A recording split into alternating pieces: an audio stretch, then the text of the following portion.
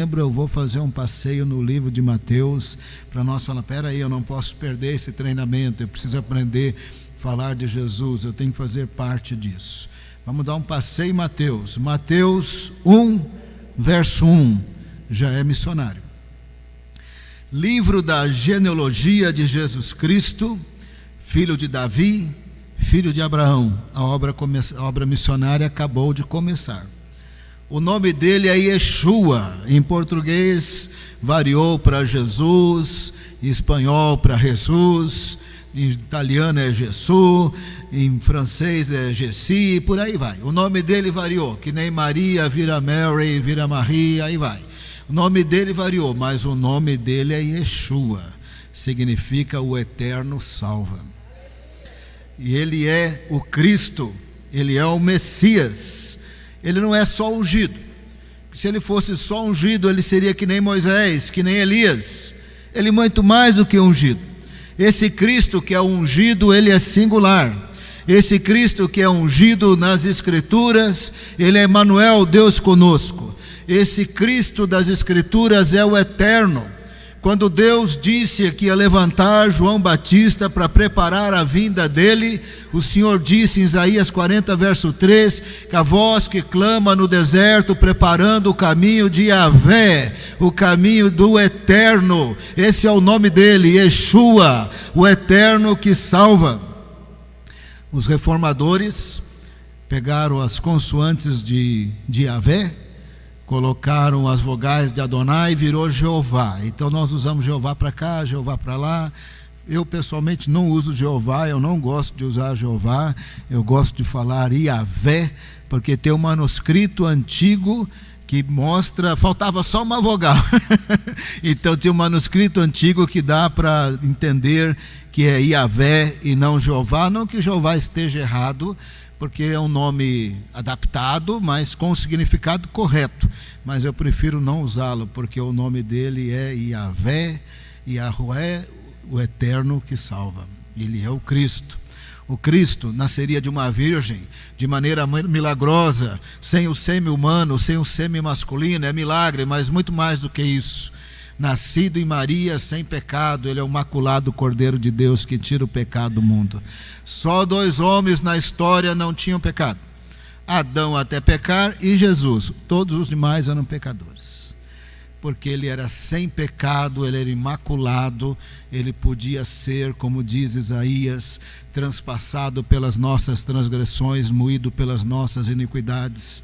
O castigo que nos traz a paz estava sobre ele, e pelas suas feridas somos sarados. Sarados fisicamente e espiritualmente. Ele é o eterno que salva, o Messias, o Hamashia. E aí Mateus fala, filho de Davi, filho de Abraão, mas poderia ser filho de Abraão, Davi que nasceu depois, mas ele inverteu. O destaque está em Davi, porque o Messias seria da tribo de Judá, da família de Davi. Livro da genealogia de Jesus Cristo, da tribo de Judá, da família de Davi, o eterno que salva. O verdadeiro Deus, aquele que é um com o Pai, com o Espírito Santo na Trindade, criou todas as coisas, sem ele nada se fez, criou o mundo não o conheceu, veio para os seus e os seus não o receberam, mas todos quanto o receberam e creram no seu nome, deu-lhes o poder e a autoridade de serem filhos de Deus. A obra missionária começou aqui no primeiro verso. Ele é o Messias prometido das Escrituras. Ele é o Deus forte, o Pai da eternidade, o Príncipe da paz. Ele é o menino que nos deu, um filho que nasceu. O governo está sobre os seus ombros. Ele é o herdeiro do trono de Davi. Ele é o Rei eterno do reino eterno, para todo sempre. E como diz o próximo verso em Isaías 9:7, e no seu reino a paz não tem fim. A obra missionária começou no primeiro verso de Mateus, e a gente pensa que começou no capítulo 28. Façam discípulos de todas as nações, Começou no primeiro verso. Ele é o Messias prometido. Sem ele não tem perdão de pecados, sem ele não tem salvação, sem ele não tem vida eterna. Quem tem o Filho tem vida, isso que o apóstolo João disse na primeira epístola de João. Quem tem Jesus tem tudo. Quem tem Jesus tem o Espírito Santo. Quem tem Jesus, a morte já está derrotada, tem eternidade em Cristo. Ou ainda padecemos nesse corpo humano, mas quando a 7ª trombeta tocar, nós receberemos corpos celestiais incorruptíveis, em poder e glória. Quem tem Jesus tem tudo. Aí ele nasceu. Quantos judeus sabiam que ele tinha nascido? Bom, Maria sabia, José sabia, porque o anjo falou e ela ficou grávida e o anjo falou para José. Isabel e Zacarias sabiam, porque no cântico de Zacarias fica bem claro que ele sabe quem é João Batista e ele sabe quem é o Messias que está para nascer. A profetisa Ana, com 80 e tantos anos ali no começo de Lucas, que orava e jejuava no templo regularmente, era profetisa, viu o bebê e falou quem ele era, ela sabia. Simeão, que pegou o bebê no colo e falou, pode levar o teu servo, ele tinha essa promessa que não morreria sem ver o Messias. Eu já vi, pode me levar, despede em paz o teu servo. Simeão sabia. Até agora eu contei 6 judeus. Quem mais sabia? Não sabemos quem mais sabia. Mas os magos do Oriente sabiam. Por causa da palavra mago, presume-se que eles vieram do Irã. Mas tem gente que diz que eles vieram do Iêmen. Eu particularmente penso que eles vieram da região ali do Irã, porque em relação a Israel, o Irã é Oriente. Agora, em relação a Israel, o Iêmen é Sul. Então, eu não acho que não é Iêmen, mas muitos pensam que é do Iêmen. O fato é que eles vieram do Oriente. Eles eram crentes. Eles não eram judeus, mas eles eram crentes. Eles já tinham recebido Jesus no coração dele, ele nem tinha crescido, nem tinha morrido, mas eles conheciam Jesus pelas Escrituras. E eles sabiam que seria muito difícil nós sabermos. Eles sabiam que estavam na época de Jesus nascer. Você sabe que dava para saber? Assim como dá para saber que nós estamos nos dias da volta de Jesus. Esse é outro assunto, não vou falar, mas nós estamos nos dias da volta de Jesus. Que demore mais 100 anos, nós estamos nos dias da volta de Jesus. Sinais estão muito intensos, pronto e acabou. Mas quando Deus revelou para Daniel as 70 semanas, ele disse que, dada a ordem da restauração de Jerusalém, passaria-se 69 semanas e ungido seria morto. Se ele seria morto com 69 semanas, é porque ele nasceu antes, né? Porque ninguém morre antes de nascer, não é? Então dava para ter uma ideia quando ele ia nascer. E os magos do Oriente tinham essa ideia. Aí eles perceberam uma estrela no céu. Naqueles dias não tinha GPS, não tinha mapa impresso, viajavam pelo movimento das estrelas. Viram uma estrela lá, não, vai bater em Jerusalém se nós viajarmos seguindo essa estrela. Estamos na época do nascimento. Ele nasceu. E não é que os homens estavam certos. 6 judeus sabiam. E os magos do Oriente, que não eram judeus, sabiam e já criam. Pessoas das nações já criam. Ele nem tinha crescido, ele nem tinha morrido, mas eles sabiam que a Bíblia falava sobre eles e eles criam. Eles chegam em Jerusalém e falam: onde está o rei dos judeus? Na maior inocência. Chega o recado lá para Herodes o Grande, que fez grandes obras. Foi tremendo o governo de Herodes o Grande, mas era mal, hein? Esses pessoal da antiguidade desses aí matava a mãe, o pai, o irmão, a mulher, é terrível. Matava muita gente. Foi falar logo para Herodes o Grande: nasceu o rei. Como assim o rei? Por causa disso ele matou muitos menininhos de 2 anos para baixo, mas eles estavam certos, ele tinha nascido. E ficaram horrorizados. Chega em Jerusalém: cadê ele? Cadê ele? Ele. Judeu nenhum sabia, só 6 judeus sabiam. Mas eles que eram das nações sabiam. O Messias de Israel é luz dos gentios, ele é rei dos judeus, e eles sabiam: nós queremos encontrá-lo para adorá-lo. Nem tinha crescido, nem tinha morrido, mas eles sabiam quem ele era, e eles já criam nele. encontraram Jesus em Belém. Presume-se que eles viajaram algumas semanas do Irã de camelo. Então, quando eles chegam lá, sei lá, Jesus talvez tenha 1 mês, 2 meses. Maria não consegue subir no jumento e sair viajando para outros cantos, não, tem que recuperar. E aí não deu tempo de voltar para Nazaré, tiveram que fugir para o Egito por causa da perseguição de Herodes o Grande. Então, Mateus começa hipermissionário. O Messias, Salvador do mundo, o Messias de Israel, a luz dos gentios, crido por alguns judeus e logo de cara crido por pessoas que nem judeus eram. Mateus 4,12, vamos acompanhar, agora está esquentando. João Batista está pregando, dando testemunho de Jesus. Ele é maior do que eu, ele existia antes de mim. Eu não sou digno de desatar as sandálias dele, ele é o eterno. Eu anuncio a voz dele. Todo o vale será aterrado, toda a montanha vai ser nivelada. Ele estava dizendo, o pecado, que é o problema do desnível entre Deus e nós, está para ser resolvido. O Messias vai morrer por nós. O Cordeiro que tira o pecado do mundo vai morrer por nós. E assim João Batista anunciava, batizou Jesus. Tem muitos detalhes maravilhosos. Tem o testemunho ali do Espírito Santo, Deus Pai na voz do trovão, meu filho amado em quem me comprazo. Tem o testemunho da água, porque ele saiu molhado, ele era de carne e osso, ele se tornou homem para morrer por nós. O verdadeiro Deus tornou-se verdadeiramente homem para morrer por nós.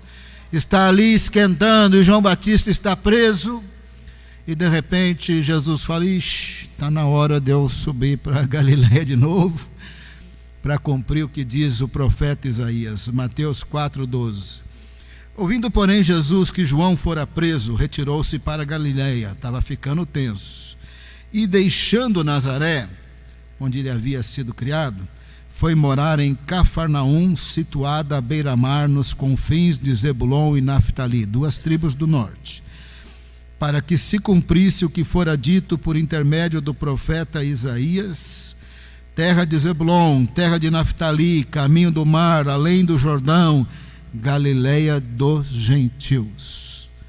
Galiléia dos povos da terra, não é Galiléia dos judeus. Tinha judeus, mas tinha muitos gentios. O povo que jazia em trevas viu grande luz. Aos que viviam na região da sombra da morte resplandeceu-lhes a luz.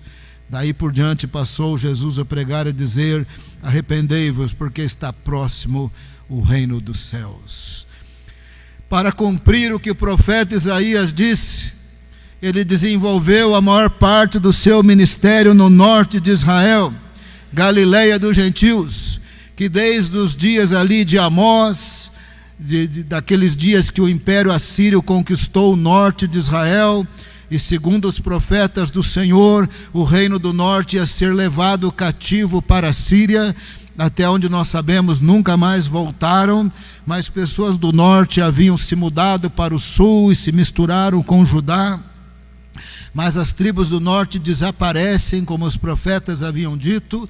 O império assírio coloca então assírios para morar ali, povoa o norte de Israel com não-judeus, que casam com judeus pobres que foram deixados na terra, e essa união de assírio com judeus pobres deu samaritanos, e essa terra então está agora repleta de pessoas que não são judias. E o profeta Isaías disse que a maior parte do ministério do Messias seria no norte, na Galiléia dos gentios, porque salvação é para os judeus e salvação é para os não-judeus. Ele é o Salvador do mundo. A maior parte do tempo de Jesus na Galiléia, temos que ser justos aqui, ele ficou mais na parte judaica da Galiléia, Cafarnaum, por exemplo, Tiberíades, Betsaida. Ele ficou a maior parte do tempo nas aldeias judaicas, porque ele tinha que testemunhar em Israel, morrer e ressuscitar. Aí a igreja cheia do Espírito faria discípulos de todas as nações, mas naquele momento a prioridade era as ovelhas perdidas da casa de Israel, sem ignorar os não-judeus, porque quando ele pregava e dizia: arrependei-vos, é chegado a vocês o reino de Deus, o reino dos céus, ele estava chamando todo mundo.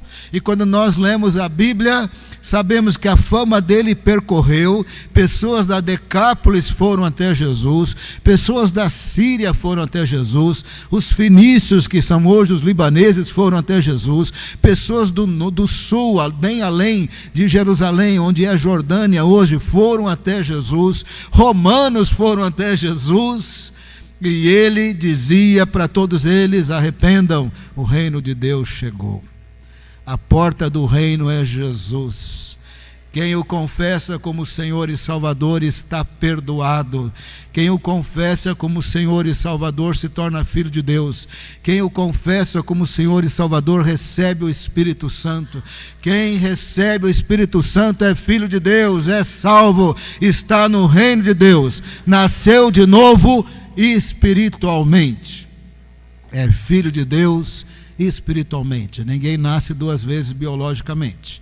Jesus falou para Nicodemos: não vai dar para você voltar para o útero da sua mãe e nascer. Essa não é a ideia. Você vai nascer de novo. Você está espiritualmente morto. Ao receber Jesus como Senhor e Salvador, seus pecados estão perdoados, você recebe o Espírito Santo, você está espiritualmente vivo, você nasceu de novo. Agora você tem a vida eterna que só Jesus pode dar. Arrependei-vos, é chegado a vocês o reino de Deus, para judeus e não judeus. Como estava também profetizado, a maior parte dos judeus iam rejeitá-lo e até persegui-lo, mas muitos judeus se converteram e muitos gentios também creram em Jesus e depois se firmaram na igreja. Isso é uma longa história. Aí nós temos também Mateus, a passagem do centurião romano. Ele é romano, ele é italiano, ele fala a língua dos romanos, ele falava latim, nem existia italiano na época. Não existia português também, não existia espanhol, nem francês e nem a língua romena. Elas desenvolveram do latim. Naqueles dias só tinha latim. Quem era romano falava latim ou falava grego. Ele era romano. Ouviu Jesus, creu em Jesus, amava os judeus, tinha ajudado os judeus a construir uma sinagoga, tinha uma ideia do que era ter amigo judeu. Amigo judeu falava assim: você come porco? Esse sanduíche aí tem porco? Não posso. Ou vem no aniversário lá na minha casa. Não posso, a sua dieta lá é cheia de coisas que eu não posso comer. E você é circuncidado? Você é meio impuro. Ser amigo de judeu era chato, porque o gentio era considerado impuro, amaldiçoado. Ele creu em Jesus. Os judeus não podiam entrar na casa dele, por mais que ele amasse judeu e tivesse ajudado o judeu a construir sinagoga. Ele não podia entrar na casa dos judeus, os judeus não podiam entrar na casa dele. Aí ele mandou os seus servos: fala para Jesus curar o meu servo que está enfermo. Não precisa entrar na minha casa. Eu já estou sabendo o constrangimento. Não precisa entrar na minha casa. Se nós juntarmos as duas passagens, Lucas e Mateus, Jesus ignorou, porque ele é o Salvador do mundo. Ele ignorava até que se não podia tocar leproso, aí que ele enfiava a mão no leproso mesmo. Aí não pode tocar leproso, enfiava o dedo no ouvido do leproso, no nariz do leproso. Ele curava o leproso e pronto. Quando também não cuspia no chão e passava a meleca no olho do cego e pronto. Ele é o Senhor, o Salvador do mundo. Ignorou. O centurião começou a tremer de apavoramento. Ele vai querer entrar na minha casa, que confusão. Acabei de matar um leitão. Esse judeu não come leitão, não come pernil, é terrível. Aí o centurião vai e fala: olha, não precisa entrar na minha casa. Basta uma palavra só, meu servo será curado. E Jesus disse: não tem Israel quem crê em mim mais do que esse homem. Olha, Jesus que falou. Se ele disse que não tem Israel, significa que Maria não cria nele igual esse centurião. Os seus apóstolos que estavam crescendo, seus discípulos, também não criam como ele. Ele sabia quem era Jesus. Tu és o Senhor, basta uma palavra, o meu servo está curado.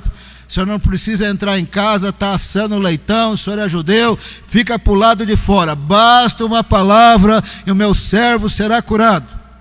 Aí Jesus disse: eu não vi ninguém crer em mim, Israel, como esse homem. Aí Jesus profetiza: muitos virão do Oriente e do Ocidente e sentarão à mesa com Abraão, Isaque e Jacó, na plenitude do reino de Deus. Ninguém está acima de Abraão, ninguém está abaixo de Abraão. Abraão também não está acima de ninguém. Está todo mundo à mesa, porque éramos pecadores e fomos salvos pela graça de Deus no sangue de Cristo. Todos à mesa, no mesmo pé de igualdade, celebrando as bodas do Cordeiro, um pouquinho antes de Jesus voltar com a sua igreja santa, glorificada em poder e glória. Porque é assim que nós vamos voltar, irmão. Nós vamos morrer feio, geralmente meio velho, adoentado, morre feio, mas vai ressuscitar bonito, irmão, com um corpo espiritual, deve brilhar que nem anjo, e Jesus voltará com a sua igreja glorificada, incorruptível, em poder e glória. Como diz Paulo, 1 Coríntios 15, semeia em corrupção, ressuscita em corrupção. Semeia em corrupção, em feiura, e vai ressuscitar bonito. Isso eu botei, porque lá não está no texto. Semeia em fraqueza e ressuscita em poder e glória. Muitos virão do Oriente e do Ocidente. Mateus 8:10, acompanha aí na tela. Ouvindo isto, admirou-se Jesus e disse aos que seguiam: em verdade vos afirmo que nem mesmo em Israel achei fé como esta. Digo-vos que muitos virão do Oriente e do Ocidente e tomarão lugares à mesa com Abraão, Isaque e Jacó. Sabe que esses muitos do Oriente e do Ocidente? Pessoas de todos os povos, de todas as... Nós aqui, irmão, nós vamos estar lá, não sei que ponta dessa mesa eu vou estar, não sei, eu vou estar lá, estou lá na plenitude do reino de Deus, porque Jesus é o Salvador. Ele é o Salvador de pessoas de todos os povos, de todas as nações. Mas nós precisamos enviar missionários, sim. Precisamos evangelizar, sim. 4 de setembro é hora de vir aqui, receber treinamento de evangelismo de graça, por uma organização muito boa nisso.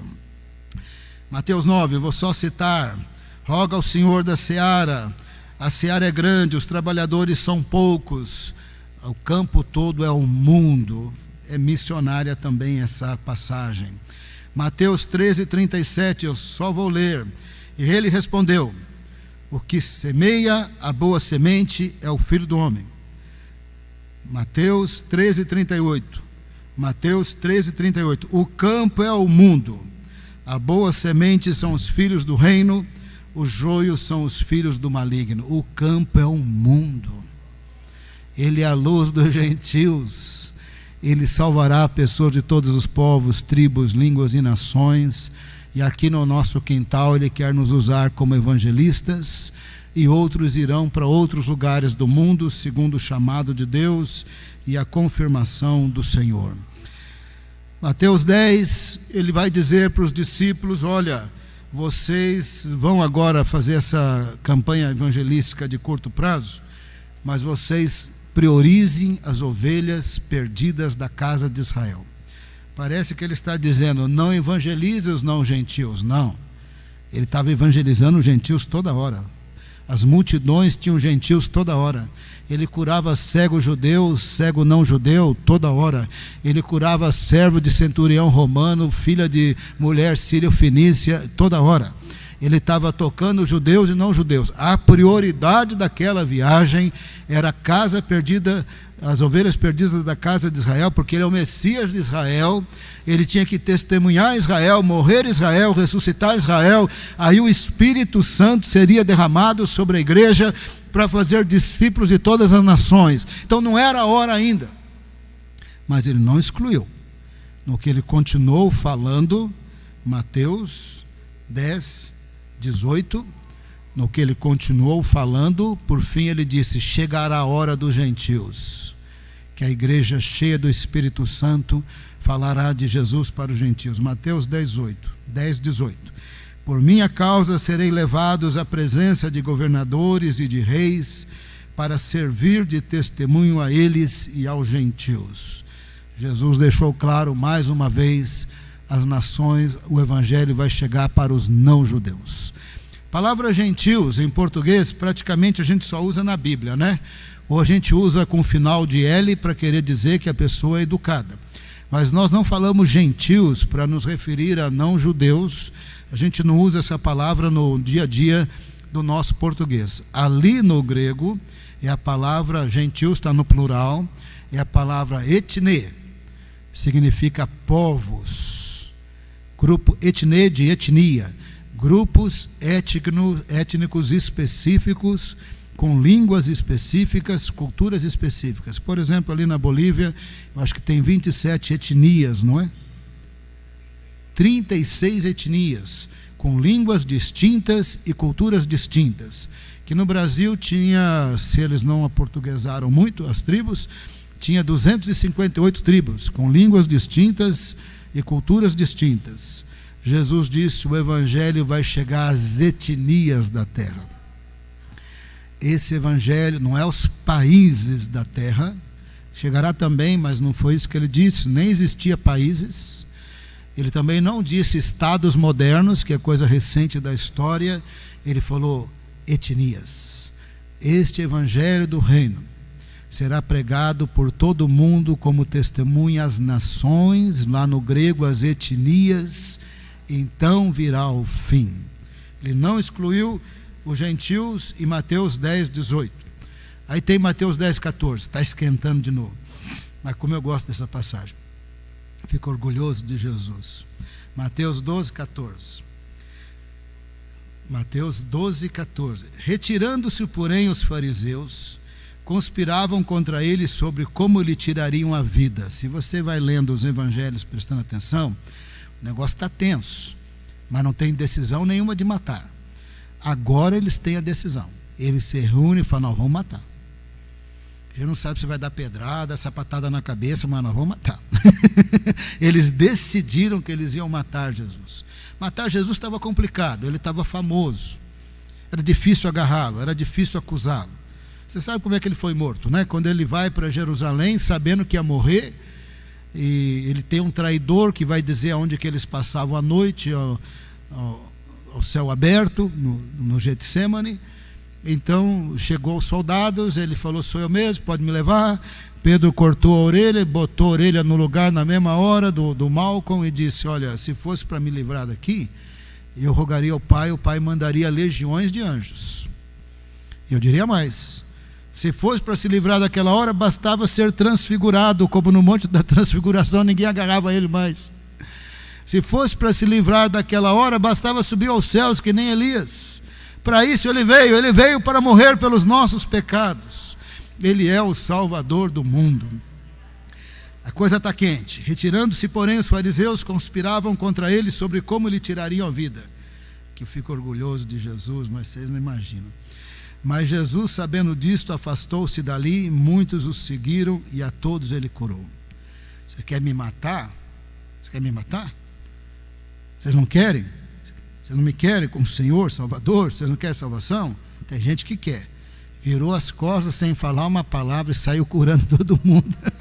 Onde ele estava tinha multidão. Ele não perguntou se é judeu, se é gentil, curou todo mundo. Na Galileia do gentil saiu curando todo mundo. Eles não tinham nem orado, nem jejuado, nem pedido, nem clamado. Saiu curando todo mundo. Vocês não querem, tem quem quer. Ele até disse, numa certa ocasião: quando rejeitarem, sacode a poeira do pé e vai para frente. Quando você encontrar o filho da paz, você fala: paz seja nessa casa, e ali fica. Que tem quem não quer, mas tem quem quer. Não quer, saiu curando todo mundo. Ah, maravilha, verso 16. Advertindo-lhes, porém, que não expusessem a publicidade. É a mesma coisa que falar conta para todo mundo. E eles saíram contando para todo mundo. Não era para contar, mas eles contavam. Verso 17. Para se cumprir o que foi dito por intermédio do profeta Isaías. Eu estou lendo aqui, possivelmente na atualizada. Se está na Nova Almeida atualizada, eu espero que esteja mais ou menos igual. Verso 18. Eis aqui o meu servo, é o Messias, que escolhi, o meu amado, quem a minha alma se compraz. Farei repousar sobre ele o meu espírito, Ele anunciará juízo às nações, às etnias, aos povos da terra. Vocês não me querem? Vocês vão me matar, mas as nações vão me querer. Vai ter crente em todos os povos da terra. Vai ter crente, eu vou ser anunciado entre todos os povos da terra. 19. Não contenderá, nem gritará, nem alguém ouvirá nas praças a sua voz. No contexto é que ele não vai fazer barraco porque querem matá-lo. Ele seria como ovelha levada ao matadouro sem abrir a boca. Ele não ia se defender, porque se fosse se defender, matava todo mundo ali. Então ele não ia nem gritar, nem se defender, nem nada.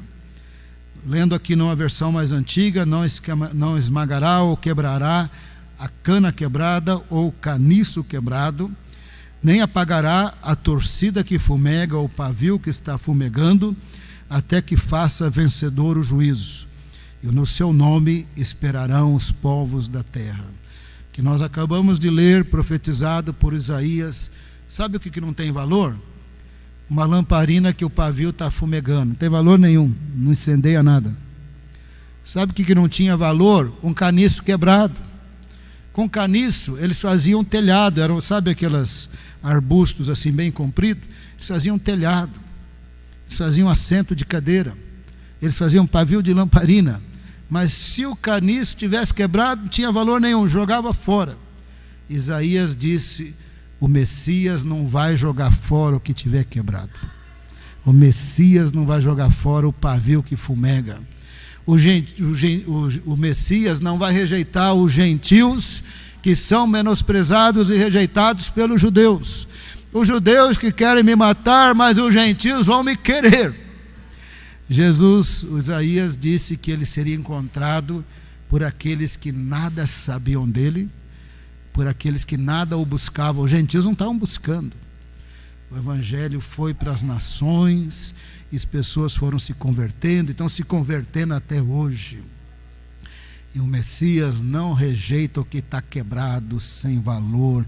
Ele cura, ele sara, ele muda e ele transforma. Essa passagem também é bem missionária, citando Isaías, que o Messias iria ser pregado para todos os povos da terra. Mateus 15, 21, não vou ler, só vou citar. Mateus 15, 21, não vou ler. Passagem da mulher sírio-fenícia. É uma das poucas vezes que Jesus vai para a terra dos gentios e vai poucos metros, sabe? Não deve ter andado 2, 3 quilômetros no sentido de Tiro e Sidom, mas não chegou lá. No que ele entrou na terra dos gentios, para passar vergonha, né? Para passar mico. Não tem coisa mais que dá mais vergonha em homem do que ter uma mulher gritando atrás o tempo todo, falando, fazendo escândalo. Nossa, o homem não sabe onde enfia a cabeça, no bueiro. Se ele entra no elevador e quebra o elevador para ficar preso lá, e foi uma mulher gritando o tempo todo: oh, minha filha está terrivelmente endemoniada. O que mais Jesus fazia era curar todo mundo, mas ele quis estabelecer o ponto: a hora dos gentios não chegou. Eu estou na terra dos gentios, mas é hora das ovelhas perdidas da casa de Israel.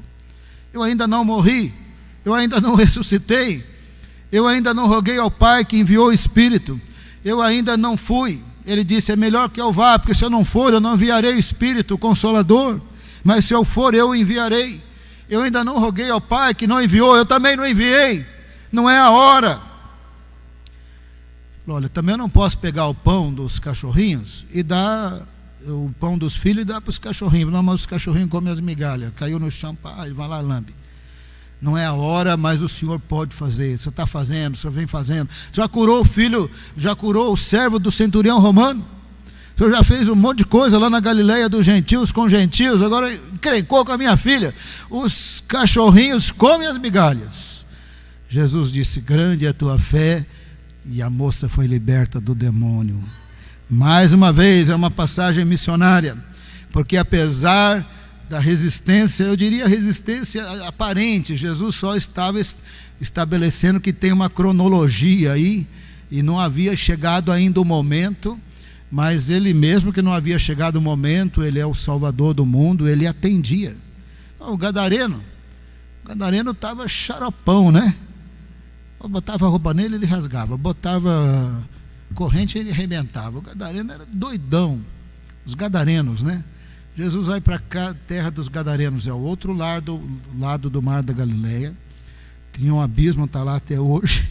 Eles criavam porcos porque eles eram gentios. Os demônios pedem para entrar nos porcos. Cai 2.000 porcos, precipício abaixo. Os gadarenos mandam Jesus embora. O senhor está dando um prejuízo aqui, que não vai embora, volta para a sua terra. Mas os 2 gadarenos foram libertos de demônios, porque ele é o Senhor e ele abençoa os gentios. Aí tem um texto aqui, que era o texto que me incomodava muito, Mateus 21:12, quando Jesus pega o chicote e sai batendo. Falei, Senhor, mas eu entendi que era santidade não fazer isso. Eu até quero também pegar o chicote e sair batendo, mas parece que não é para eu fazer isso. Mas o Senhor fez, né? Então sabe aquele texto que você fica incomodado, Jesus sai batendo. Mas aí eu fui meditar o texto. Jesus bateu citando Isaías. Quando você cita Isaías já pode, viu? Estou brincando. Mateus 21:12. Tendo Jesus entrado no templo, expulsou todos os que ali vendiam e compravam. Também derrubou as mesas dos cambistas e as cadeiras dos que vendiam pombas. E disse-lhes: está escrito, a minha casa será chamada casa de oração para todos os povos, como está em Isaías, não citado aqui, mas está em Isaías. Vós, porém, a transformais em covil de salteadores. O que Jesus estava dizendo é, desde o dia que o templo foi consagrado, os não-judeus podem orar aqui. Eles podem orar não dentro do templo. Os não-judeus não podiam, não circuncidados, não podiam entrar. Tinha o pátio das mulheres lá dentro, tinha o pátio dos homens, e os gentios podiam chegar na parede externa, debruçar, orar, e Deus ia ouvir, porque é o Deus de todos os povos. Agora o templo estava aqui, tem os pátios assim, tem um pátio atrás, pátio na frente, tem toda a muralha, mais ou menos um retângulo. Você tem a fortaleza do Império Romano aqui no fim da muralha. Qualquer confusão que desse ali, os soldados vinham correndo, ver o que estava acontecendo. E os gentios podiam entrar até os pátios, só que agora eles encheram os pátios de pombinha, de animais, de bezerro, de ovelhas, para vender para os sacrifícios. E assim eles tiravam dos gentios, dos não-judeus, a oportunidade de orar. Então, quando Jesus purifica o templo, não é lá dentro, o templo lá dentro estava em pleno uso. Santo dos santos, lugar santo, pátio dos homens, pátio das mulheres, estava tudo funcionando certinho o templo. A bagunça estava do lado de fora. E a bagunça não é que não pode ter cantina na igreja. O pessoal lê esse texto e fala, não pode ter cantina na igreja. Não pode vender pastel na igreja. Não, esse não é o problema. Não pode ter uma livraria na igreja. Não, esse não é o problema. O problema é que os gentios não podiam entrar nos pátios internos, chegar até a parede e orar.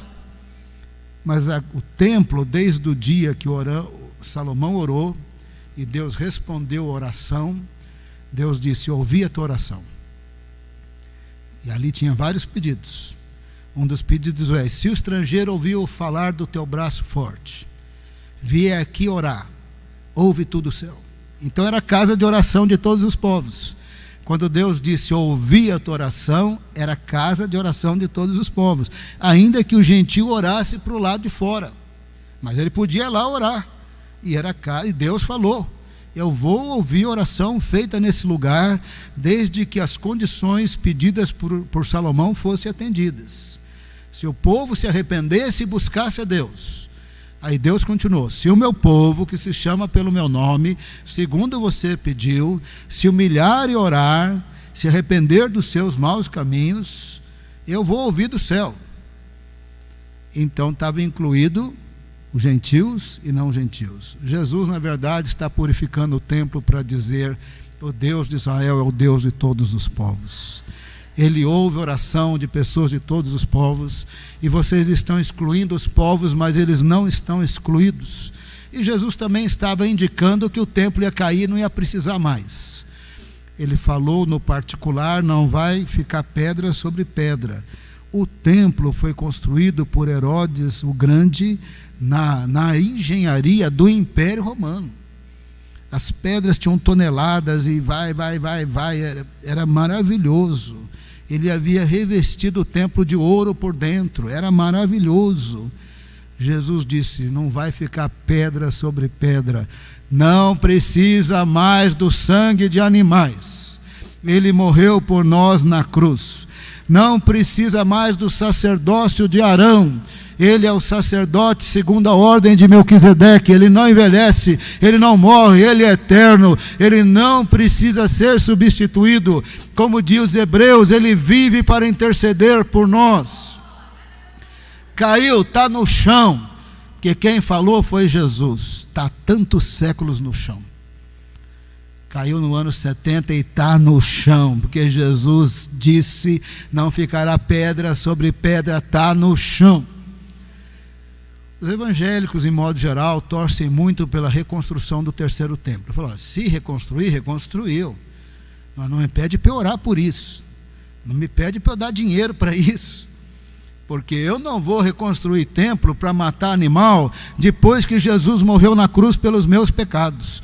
Eu não vou reconstruir templo para surgir sacerdote segundo a ordem de Arão, se Jesus é o nosso sacerdote para todo sempre. Eu não ponho o dedo nisso.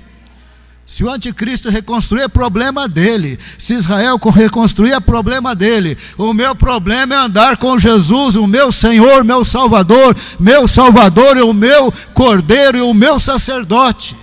Meu negócio é com Jesus e não com o terceiro templo de Israel. Tem uma impressão que ele não será reconstruído, quase que os crentes me matam agora, hein? Porque eu acho que ele não vai ser reconstruído só por opinião humana, não é profecia, não é revelação. Tem mesquitas lá, aquela mesquita azul de abóbora dourada, é quase impossível de mexer naquela mesquita, impossível. Se é chamar o mundo islâmico inteiro para a guerra, ela possivelmente não permitirá, talvez será reconstruída em outro lugar, mas ali, exatamente ali não, de forma alguma. E outra coisa, o apóstolo Paulo disse que o anticristo ia colocar seu trono lá, já colocou, a gente que não enxerga. Se soubesse o que está escrito nas paredes daquela mesquita azul, você ia saber o que é anticristo. Se soubesse o que significa a Surata 112 que está em árabe naquela parede, você vai saber que o anticristo já pôs o trono dele ali. E os crentes estão esperando o terceiro templo. Fica esperando. Fica esperando. E se depender de mim, eu não dou um centavo para isso. Porque Jesus já morreu por nós e não precisa daquele sacerdócio e não precisa do sacrifício dos animais. Se os judeus reconstruírem, problema deles. Se o anticristo reconstruir, é problema dele. O meu problema é andar com Jesus. Depois vem a parábola dos lavradores maus, também é missionária. Eles matam servos, matam o filho, dono da vinha. Por fim, ele será crido por pessoas de todos os povos. O reino é tirado desses que rejeitam e é levado para os gentios que ainda não nada sabiam. Depois vem Mateus 24:9. Então sereis atribulados e vos matarão, sereis odiados de todas as nações. Para a igreja ser odiada de todos os povos e todas as línguas, é porque pessoas de todos os povos e todas as línguas foram evangelizados. Aí chega Mateus 24:14, e será pregado este evangelho do reino por todo o mundo, para testemunho a todas as nações, então virá o fim. Aí vem a passagem missionária mais famosa de todos. Falou em missões, Mateus 28. Mas que injustiça, né? Missões começa no verso 1 de Mateus.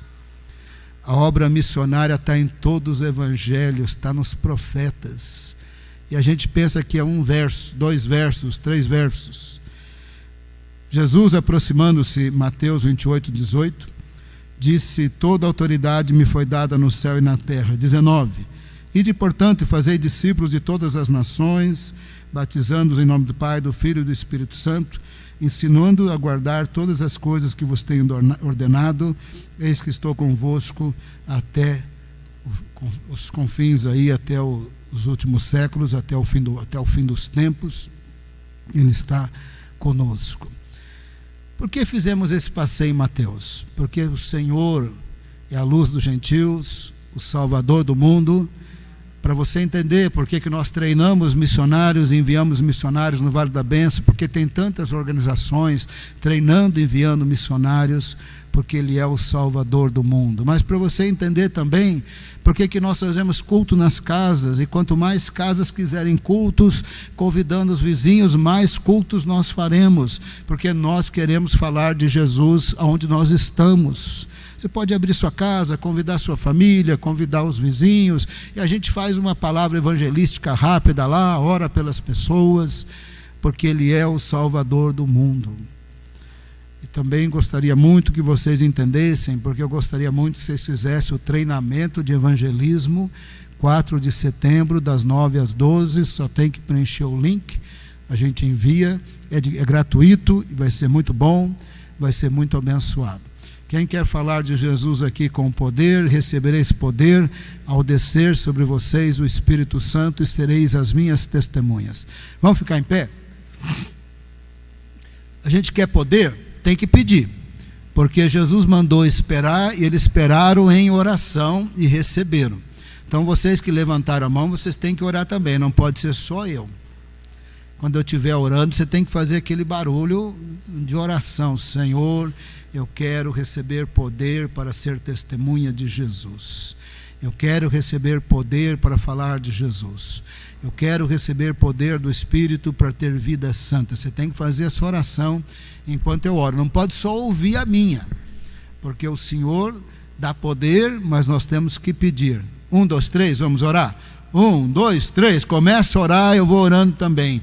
Pai amado, estamos na Tua presença. A palavra do Senhor diz: e recebereis poder ao descer sobre vocês o Espírito Santo e sereis as minhas testemunhas. Queremos ser testemunhas em Jerusalém, a nossa Jerusalém, a Araçariguama e toda a região aqui. Mas nós também queremos enviar missionários, aleluia. Queremos treinar, enviar missionários, aleluia. Oh Pai amado, o Senhor tem nos chamado para ser sal da terra e luz do mundo. Nós reconhecemos que não pode ser no poder do nosso braço, tem que ser no poder do Senhor, tem que ser no poder do Espírito Santo, tem que ser na Tua ousadia. Nós apresentamos nossas vidas com as nossas dificuldades, nós apresentamos nossas vidas ao Senhor e pedimos a bênção do Senhor para aprendermos a falar de Jesus e falarmos de Jesus. Oramos para fazer cultos nas nossas casas, convidando os vizinhos, falando de Jesus na nossa cidade, apoiando os missionários que estão longe. Oramos no poderoso